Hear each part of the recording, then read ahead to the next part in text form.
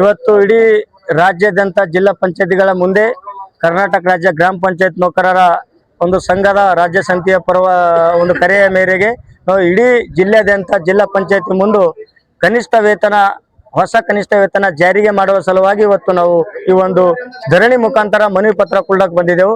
ಯಾಕಂದ್ರೆ ಈಗಾಗಲೇ ಮೇ 22ರಂದು ರಾಜ್ಯ ಸರ್ಕಾರ ಕನಿಷ್ಠ ವೇತನ ಜಾರಿ ಮಾಡುವ ಸಲುವಾಗಿ ಆದೇಶ ಹೊರಡಿಸಿದೆ. ಆದರೆ ಇಲ್ಲಿವರೆಗೆ ವೇತನ ಬಿಡುಗಡೆ ಮಾಡ್ತಾ ಇಲ್ಲ, ಇನ್ನೂ ಕೂಡ ಹಳೆ ವೇತನನೇ ಬಿಡುಗಡೆ ಮಾಡ್ತಾ ಇದ್ದಾರೆ. ಹಾಗಾಗಿ 22ನೇ ತಾರೀಕು ಮೇ 22ಕ್ಕೂ ಸರ್ಕಾರ ಆದೇಶ ಹೊರಡಿಸಿದೆ. ಹೊಸ ಕನಿಷ್ಠ ವೇತನ 7 ವರ್ಷಗಳ ನಂತರ ಕನಿಷ್ಠ ವೇತನ ಪರಿಷ್ಕರಣೆ ಮಾಡಿ ನಮ್ಮ ಗ್ರಾಮ ಪಂಚಾಯತಿ ಸಿಬ್ಬಂದಿಗಳಿಗೆ ಹೆಚ್ಚಿಗೆ ವೇತನ ಕೊಡುವ ಸಲುವಾಗಿ ಈಗಾಗಲೇ ಮೇ 22ರಂದು ಆದೇಶ ಹೊರಡಿಸಿದೆ.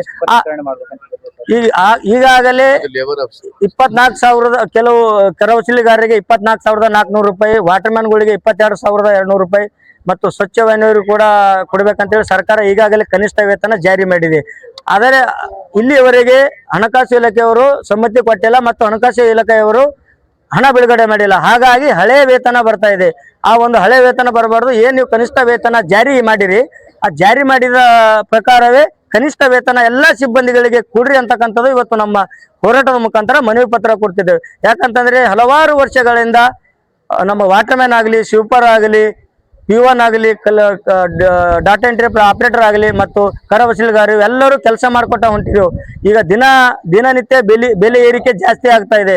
ಹಾಗಾಗಿ ನಾವು ಏನು ಪರಿಷ್ಕರಣೆ ಮಾಡಿದಿರಿ ಕನಿಷ್ಠ ವೇತನ, ಆ ಕನಿಷ್ಠ ವೇತನ ಪರಿಷ್ಕರಣೆ ಮಾಡಿದ್ದು ನೀವು ಅನುದಾನವನ್ನು ಜಾರಿ ಮಾಡ್ರಿ ಅಂತಕ್ಕಂಥದ್ದು ನಾವು ಇವತ್ತಿನ ಮುಖ್ಯವಾದ ಒಂದು ಹೋರಾಟ ಆಗಿದೆ. ಸರ್, ಈಗ ಜಾರಿಗೆ ತರಲೇ ಹೋದ್ರೆ ಮುಂದಿನ ದಿನಗಳು ಏನ್ ಸರ್ ನಿಮ್ದು? ಮುಂದಿನ ದಿನದಲ್ಲಿ ನಾವು ರಾಜ್ಯ ಮಟ್ಟದಲ್ಲಿ ಹೋರಾಟ ಮಾಡ್ತಕ್ಕಂಥದ್ದು ನಮ್ಮ ರಾಜ್ಯ ಸಮಿತಿಯವರು ಏನ್ ತೀರ್ಮಾನ ತಗೋತಾರ ಆ ರಾಜ್ಯ ಸಮಿತಿಯವರ ತೀರ್ಮಾನದಂತೆ ನಾವು ಹೋರಾಟಕ್ಕೆ ಸಜ್ಜಾಗಿರ್ತೇವೆ.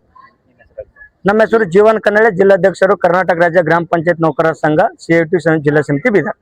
ನೌಕರರ ಸಂಘಟನೆಯಿಂದ ಸುಮಾರು ವರ್ಷಗಳಿಂದ ನಾವು 30-35 ವರ್ಷಗಳಿಂದ ಈ ಹೋರಾಟ ನಡೀತಾನೇ ಇದೆ. ನಾವು ಅಂದಿನಿಂದ ಏನ್ ಕೇಳ್ತಾ ಇದ್ದೀವಿ ಅಂತಂದ್ರೆ ಕನಿಷ್ಠ ವೇತನ ಜಾರಿ ಮಾಡಬೇಕು. ಒಂದು ಮನುಷ್ಯಗೆ ಬದುಕಲಿಕ್ಕೆ 2,700 ಕ್ಯಾಲ್ಕುಲೇಟ್ ಫುಡ್ ಬೇಕು.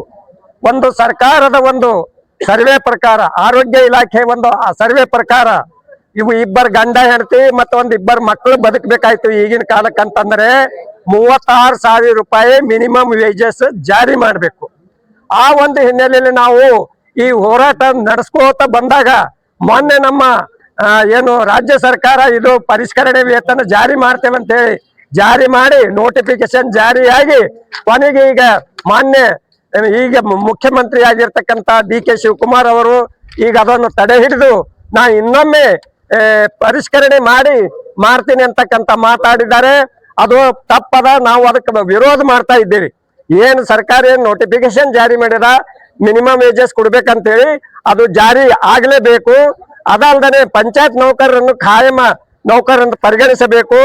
ಮತ್ತು ಬಹಳಷ್ಟು ನಮ್ಮ ಪಂಚಾಯತ್ ಸಿಬ್ಬಂದಿಯವರು ರಿಟೈರ್ಮೆಂಟ್ ಆಗಿ ಹೋಗಿದ್ದಾರೆ. ಅವರಿಗೆ ಬರಿಗೈಲಿಂದ ಹೋಗ್ತಕ್ಕಂಥ ಪರಿಸ್ಥಿತಿ ಬಂದಿದೆ. ಸರ್ಕಾರದೊಂದು ಆರ್ಡರ್ ಇದೆ ಏನಪ್ಪಾ ಅಂತಂದ್ರೆ ಅವ್ರಿಗೆ ಉಪದಾನ ಕೊಡ್ಬೇಕಂತ ಹೇಳಿ. ಆದ್ರೆ ಇಲ್ಲಿ ತನಕ ಇನ್ನ ನಮ್ಮ ಜಿಲ್ಲೆಯಲ್ಲಿ ಯಾರಿಗೂ ಜಾರಿ ಮಾಡಿಲ್ಲ. ಆದ್ರೂ ಕೂಡ ಬಹಳಷ್ಟು ಜನರಿಗೆ ಜಾರಿ ಮಾಡಿಲ್ಲ. ಎಷ್ಟು ಸಿಬ್ಬಂದಿ ಜಾರಿ ಆಗುತ್ತೆ?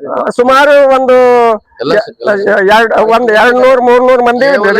ಒಬ್ರು ಮರ್ಕಲ್ದವ್ರು ಒಬ್ರು ಕೊಟ್ಟಿದ್ದಾರೆ ಸರ್, ಬೇರೆದು ಯಾರು ಕೊಟ್ಟಿಲ್ಲ. ಅದೇ ರೀತಿ ಮಾದರಿಯಿಂದ ಕೊಡ್ಬೇಕೆಲ್ಲ. ಸರಿ, ಓಕೆ. ಅದ್ರ ಸಲಕ್ಕೆ ನಮ್ದು ಇನ್ನೊಂದು, ಈಗಾಗಲೇ ಸ್ವಚ್ಛತಾ ವಾಹಿನಿ ನೌಕರರಿದ್ದಾರೆ. ಸ್ವಚ್ಛತಾ ವಾಹಿನಿ ನೌಕರ್ ಅಂತಂದ್ರೆ ಅವರಿಗೆ ಸರ್ಕಾರ ಒಂದು ಟ್ರೈನಿಂಗ್ ಕೊಟ್ಟು ಡ್ರೈವರ್ ಲೈಸೆನ್ಸ್ ಕೊಟ್ಟು ಅವರಿಗೆ ಸರ್ಟಿಫಿಕೇಟ್ ಕೊಟ್ಟಿದ್ದಾರೆ. ಪಂಚಾಯತ್ ದಲ್ಲಿ ಕೆಲಸ ಮಾಡ್ತಾ ಇದ್ದಾರೆ. ಆದ್ರೆ ಅವ್ರಿಗೆ ಇಲ್ಲಿ ತನಕ ಎಲ್ಲಿ ಸಿಬ್ಬಂದಿಯವರಿಗೆ ನೌಕರರಿಗೆ ಪೇಮೆಂಟ್ ಆಗ್ತಾ ಇಲ್ಲ. ಅದು ಕೂಡ ಪೇಮೆಂಟ್ ಆಗ್ತಾ ಇಲ್ಲ. ಒಂದು ಕೆಲವೊಂದು ಥೈಲಿ ಕೊಡ್ತಾ ಇದ್ದಾರೆ, ಕೆಲವೊಂದು ಥೈಲಿ ಕೊಡ್ತಾ ಇಲ್ಲ.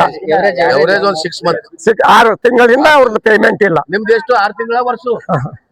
ಆದ್ರ ಕೆಲವೊಂದು ಆದ್ರೆ ನಾವೇನ್ ಕೇಳ್ತಾ ಇದ್ದೇವೆ, ಯಾರು ಡ್ರೈವರ್ ಲೈಸೆನ್ಸ್ ಕೊಟ್ರಿ, ಯಾರಿಗೆ ತರಬೇತಿ ಕೊಟ್ರಿ, ಅವ್ರಿಗೆಲ್ಲ ನೌಕರಿ ತಗೋಬೇಕಂತ ಹೇಳಿ ನಮ್ದು ಉದ್ದೇಶ ಅದ.